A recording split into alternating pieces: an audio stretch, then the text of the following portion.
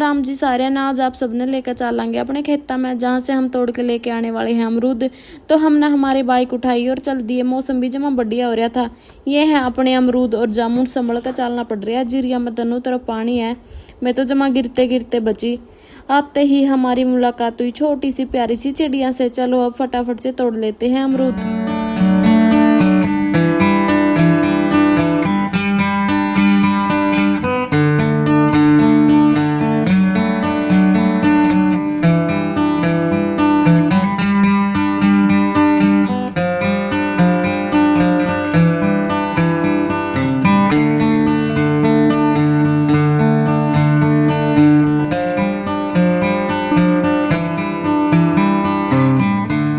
आते टाइम मैंने चलाया बुलेट, इतना अच्छा तो नहीं आता पर थोड़ा बहुत तो चला ही लेती हूँ।